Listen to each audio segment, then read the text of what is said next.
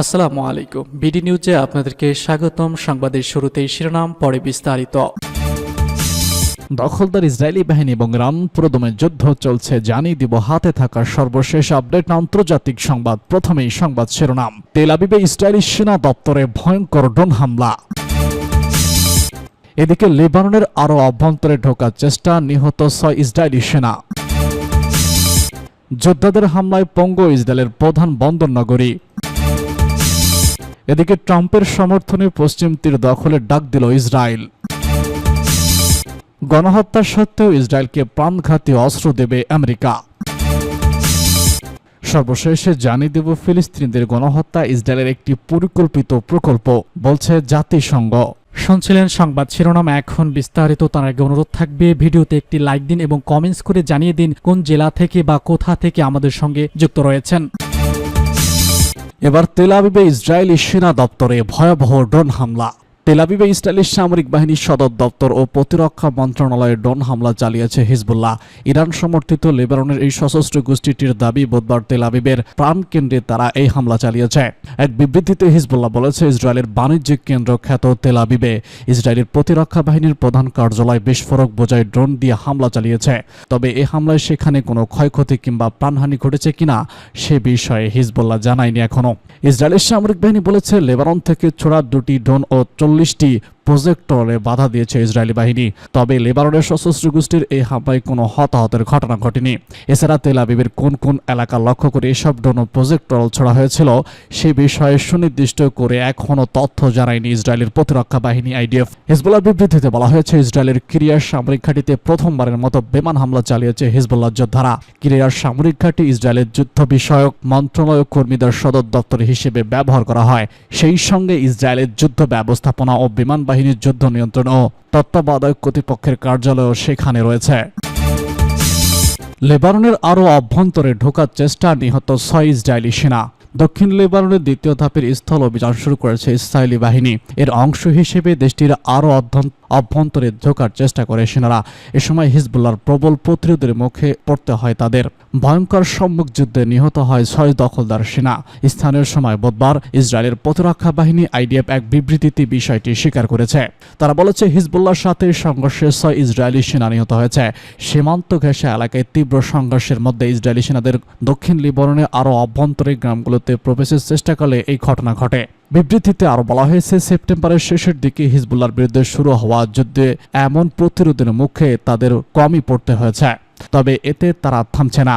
সীমান্তের ওপারের গ্রামগুলোতে দ্বিতীয় ধাপের অভিযান চলছে। তারা দক্ষিণ লেবাননে তাদের স্থল অভিযান আরও সম্প্রসারিত করেছে। নিহত সেনা সবাই গেলিন ব্রিগেডের 51তম ব্যাটালিয়নের দায়িত্ব পালন করছিলেন। সম্প্রতি ইসরায়েলি সেনাবাহিনী বলেছে, তারা হিজবুল্লাহর বিরুদ্ধে অভিযান জোরদার করেছে। গোষ্ঠীটির নতুন আস্থানার দিকে অগ্রসর হচ্ছে নেতানিয়াহুর বাহিনী। এর অর্থ হচ্ছে দক্ষিণ লেবাননের নতুন এলাকা ইসরায়েলি আগ্রাসনের কবলে পড়তে যাচ্ছে। তথ্যমতে ইসরায়েলি সেনাবাহিনী দক্ষিণ লেবাননে স্থল যুদ্ধের দ্বিতীয় ধাপের যে সূচনা করেছে তাতে যোগ দিয়েছে 36তম ডিভিশন। হিজবুল্লাহ দ্বিতীয় প্রতিরক্ষা লাইনের দিকে অগ্রসর হচ্ছে। তারা 36তম ডিভিশন একটি সাজোয়া ডিভিশন এবং এটি ইসরায়েলি সামরিক বাহিনীর মধ্যে বৃহত্তম। ডিভিশনের সংযুক্ত আছে গোলানি ব্রিগেড, প্যাট্রিয়ট ব্রিগেড এবং 188তম সাজোয়া ব্রিগেড সহ যুদ্ধের কৌশলীরা। তারা ইতিমধ্যে দক্ষিণ লেবাননের নতুন অপারেশনে জড়িত। যোদ্ধাদের হামলায় পঙ্গু ইসরায়েলের প্রধান বন্দর নগরী। ইসরায়েলের একের পর এক হামলা চালিয়েছে লেবাননের প্রতিরোধ যোদ্ধা হিজবুল্লাহ। এই হামলায় তেমন কোনো ক্ষয়ক্ষতির কথা না জানালেও এবার বিষয়টি নিয়ে মুখ খুলেছেন দেশটির প্রধান বন্দর নগরী হাইফার মেয়র ইয়োনা ইরব। বুধবার ইরানের গণমাধ্যম পাসটুডের এক প্রতিবেদনে সব তথ্য জানানো হয়েছে। প্রতিবেদনে বলা হয়েছে, হিজবুল্লাহর ব্যাপক হামলার বিষয়ে উদ্বেগ প্রকাশ করেছে হাইফার মেয়র। তিনি বলেছেন, হামলার কারণে হাইফার বিরাট অর্থনৈতিক ক্ষতির মুখে পড়েছে। মেয়র বলেছেন, হিজবুল্লাহর হামলার কারণে হাইফার স্বাভাবিক জীবন স্থগিত হয়ে পড়েছে। সেখানকার সবকিছু থেমে গেছে, রাস্তাঘাট ফাঁকা, দোকানপাট বন্ধ হয়ে গেছে। শহরটি অর্থনৈতিকভাবে দুর্বল হয়ে পড়ায় পুরো ইসরায়েলে এর প্রভাব পড়বে। ইসরায়েলি অধ্যয়ন ও গবেষণা কেন্দ্র আল-মাইনের বরাতে পাসটুডে জানিয়েছে, অধিকৃত অঞ্চলের গভীরে ইসরায়েলি হামলা বৃদ্ধি পেয়েছে। হিজবুল্লাহর ড্রোনগুলো এখন তাদের কাছে ট্রাম্প কার্ড পরিণত হয়েছে। আমলাই আরও বলেছেন, গত মাসে হিজবুল্লাহর কার্যক্রমের গতি 4 গুণ বেড়েছে। তাছাড়া এ সময় গোষ্ঠীটির আক্রমণ আরও গভীর হয়ে পড়েছে। ইসরায়েলের রিজার্ভ সেনাবাহিনীর কর্নেল ঘাই মনি বলেছেন, দখলকৃত অঞ্চল একটি যুদ্ধক্ষেত্রে রূপান্তরিত হয়েছে। এসব এলাকায় ইহুদি বসতিতে বারবার সাইরেন বাজছে, যা ইসরায়েলের স্বাভাবিক জীবন অত্যন্ত বিপজ্জনক পরিস্থিতি সৃষ্টি করেছে। এবার ট্রাম্পের সমর্থনে পশ্চিম তীর দখলের ডাক দিল ইসরায়েল। ইসরায়েলের অর্থমন্ত্রী বেজালেত প্রথমবারের মতো ফিলিস্তিনের অধ্যুষিত পশ্চিম তীর পুরোপুরি ইসরায়েলের দখলে নেওয়ার প্রস্তাব দিয়েছেন। তিনি ইসরায়েলের এই পদক্ষেপকে যুক্তরাষ্ট্রের নির্বাচিত প্রেসিডেন্ট ডোনাল্ড ট্রাম্পের সমর্থনে এক নতুন দিগন্তের সূচনা হিসেবে দেখছেন। মঙ্গলবার মার্কিন গণমাধ্যম CNN এক প্রতিবেদনে সব তথ্য প্রকাশ করে। প্রতিবেদনে বলা হয়, ইসরায়েলের অর্থমন্ত্রী বেজেলেস পশ্চিম তীর দখলকৃত অঞ্চলগুলোতে ইসরায়েলের সার্বভৌমত্ব প্রতিষ্ঠার জন্য প্রয়োজনীয় অবকাঠামো তৈরি করতে তার বিভাগের প্রতি নির্দেশনা দিয়েছেন। তার আশা, ট্রাম্প প্রশাসন এই পদক্ষেপে পূর্ণ সমর্থন প্রদান করবে। সম্প্রতি ইসরায়েলের পার্লামেন্টে দেওয়া এক বক্তব্যতায় জেরজাল বলেছেন, ট্রাম্পের জয় ইসরায়েলকে একটি গুরুত্বপূর্ণ সুযোগ এনে দিয়েছে। তার মতে, পশ্চিম তীর পুরোপুরি দখল নিলে ফিলিস্তিনের স্বাধীন রাষ্ট্র প্রতিষ্ঠার সম্ভাবনা বিলীন হয়ে যাবে এবং এতে ইসরায়েল দেশটির নিজের নিরাপত্তা নিশ্চিত করতে পারবে। এর আগে ডোনাল্ড ট্রাম্প মার্কিন প্রেসিডেন্ট নির্বাচনী প্রচারণায় ইসরায়েলকে পূর্ণ সমর্থন দেওয়ার প্রতিশ্রুতি দিয়েছিলেন। এছাড়াও ট্রাম্পের জামাতা ও সাবেক উপদেষ্টা জ্যারেড কুশার গত মে মাসে গাজা থেকে ফিলিস্তিনিদের স্থায়ীভাবে সরিয়ে নিতে পশ্চিম তীরে ইসরায়েলের বসতি স্থাপনের পরিকল্পনা করেছিলেন। প্রসঙ্গত, এই প্রস্তাব এমন একটি সময় এসেছে যখন ইসরায়েল 1967 সাল থেকে পশ্চিম তীরের বড় একটি অংশ দখল করে রেখেছে এবং সেখানে বসতি স্থাপন অব্যাহত রেখেছে।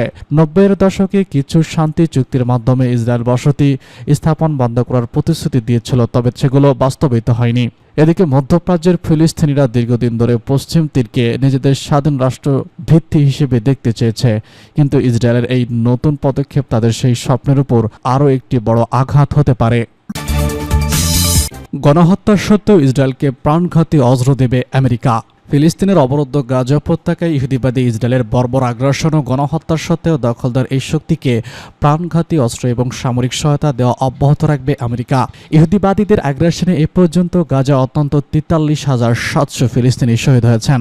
মঙ্গলবার মার্কিন পররাষ্ট্র দপ্তর নিশ্চিত করেছে যে তারা ইসরায়েলকে অস্ত্রের চালান পাঠাতে বন্ধ করবে না এবং পররাষ্ট্র দপ্তরের মুখপাত্র হেনেস্তা প্যাটন বলেছেন, ইসরায়েলকে অস্ত্র সরবরাহ করার নীতির প্রশ্নে এ পর্যন্ত কোনো পরিবর্তন করার ঘোষণা দেননি। বুধবার বিধ্বস্ত ফিলিস্তিন ভূখণ্ডে ত্রাণ সাহায্য বাড়াবে বলে তেল আবিবে ওয়াশিংটনের 30 দিনের সময়সীমা বেঁধে দিয়েছে। গত 13 অক্টোবর বাইডেন প্রশাসন বলেছিল, এই 30 দিনের মধ্যে গাজায় হত্যাযজ্ঞ না কমালে মার্কিন আইন অনুযায়ী ওয়াশিংটন কাজ করতে বাধ্য হবে। মার্কিন আইনে বলা হয়েছে, এসব দেশ ত্রাণ বিতরণে বাধা দেবে যেসব দেশ ত্রাণ বিতরণে বাধা দেবে সেসব দেশকে প্রাণঘাতী অস্ত্র সরবরাহ করা যাবে না। ইসরায়েল তথাকথিত এই সময়সীমা অপেক্ষা করে চলেছে। সময়সীমা শেষের কাছাকাছি যাওয়া সত্ত্বেও আমেরিকা ইসরায়েলের প্রাণঘাতী সহায়তা বজায় রাখার পক্ষে অবস্থান নিয়েছে। বিশ্লেষকরা বলেছেন, আমেরিকার এই সিদ্ধান্তের মধ্য দিয়ে গাজার প্রকৃতপক্ষে মানবতা প্রতিফলিত হয়েছে। আমেরিকা ও পশ্চিম দেশগুলো মানবতা এবং মানবাধিকারের কথা বললেও তারা ইসরায়েলি আগ্রাসন থেকে ফিলিস্তিন জনগণকে বাঁচানোর জন্য কার্যত কিছু করেনি এবং তারা যুদ্ধ চালিয়ে যাওয়ার জন্য ইসরায়েলকে দফায় দফায় অস্ত্র ও সামরিক সহায়তা দিচ্ছে। ফিলিস্তিনিদের গণহত্যা ইসরায়েলের একটি পরিকল্পিত প্রকল্প। শহীদদের অধিকাংশই নারী ও শিশু। ফিলিস্তিন বিষয়ক জাতিসংঘের বিশেষ প্রতিবেদক গাজা ইহুদিবাদী শাসক গোষ্ঠীর গণহত্যামূলক অপরাধ এবং এর ক্ষতিগ্রস্তদের প্রতি বিশ্বকে বিশেষ মনোযোগ দেওয়ার আহ্বান জানিয়েছেন। ফিলিস্তিনের জাতিসংঘের বিশেষ প্রতিবেদক ফ্রান্সিসকো আলবানিস ইহুদিবাদী শাসক গোষ্ঠীর মাধ্যমে ফিলিস্তিনিদের গণহত্যা সম্পর্কে গাজার একজন ফিলিস্তিন ডাক্তারের গল্পের প্রতিক্রিয়া হিসেবে সামাজিক নেটওয়ার্কে দেওয়া বার্তা প্রকাশ করে লিখেছেন, আসুন এই গল্পগুলোর একটি গল্প হয়ে যাক। গণহত্যার শিকারদের আমরা কখনোই ভুলে যাব না। পাস টুডে অনুসারে মার্কিন বিষয়ক জাতিসংঘের ভারপ্রাপ্ত ডেপুটি মহাসচিব জয়েস জেসস নিরাপত্তা পরিষদের সভায় ঘোষণা করেছিলেন যে ইসরায়েলের হত্যার শিকারদের মধ্যে 70% নারী ও শিশু। অন্যদিকে সুইডিশ প্রতিবেশী এবং মানবাধিকার কর্মী গেট ন্যাথ গাজা হত্যায় ফিলিস্তিনিদের হত্যায় কিছু সরকারের অংশগ্রহণের প্রতিবাদ করে একটি ভিডিও প্রকাশ করেছেন। ইহুদিবাদী ইসরায়েলকে জ্বালানি সরবরাহের মাধ্যমে গাজায় গণহত্যা চালানোর কাজে সহযোগিতা দেওয়ার জন্য সবার উচিত দেশে দেশে তুরস্ক এবং আজারবাইজান দূতাবাসগুলোর সামনে প্রতিবাদ সমাবেশ করা। জাতিসংঘের মানবাধিকার বিষয়ক উপমহাসচিব জাতিসংঘ নিরাপত্তা পরিষদের বৈঠকের জোর দিয়ে বলেছেন যে ইহুদিবাদী হামলার তীব্রতার কারণে গাজা এখন কোনো নিরাপত্তা স্থান নেই। এই অঞ্চলের অবস্থা সংকটজনক এবং সেখানে দুর্ভিক্ষের ঝুঁকি বিরাজ করছে। এদিকে জাতিসংঘে ফিলিস্তিনিদের প্রতিনিধি রিয়াদ মনসুর নিরাপত্তা পরিষদ গাজার দুর্ভিক্ষ সংকটের বিষয়ে অবস্থান নিতে বলেছেন। মনসুর জাতিসংঘের নিরাপত্তা পরিষদের সদস্যদের উদ্দেশ্যে বলেছেন, আসুন চিন্তা করা যাক ইসরায়েল জাতিগত নির্বল এবং ঔপনিবেশিক লক্ষ্য এগিয়ে নেওয়ার জন্য একটি যুদ্ধ পদ্ধতি হিসেবে দুর্ভিক্ষ প্রয়োগ করেছে। United nation relief and source agency for ফিলিস্তিন উদ্বাস্ত প্রধান কর্মকর্তা সুইডিশ নেটওয়ার্কের মতো গাজা উপত্যকায় প্রবেশের জন্য সাহায্যের পরিমাণ গত কয়েক মাসে সর্বনিম্ন পর্যায়ে রয়েছে।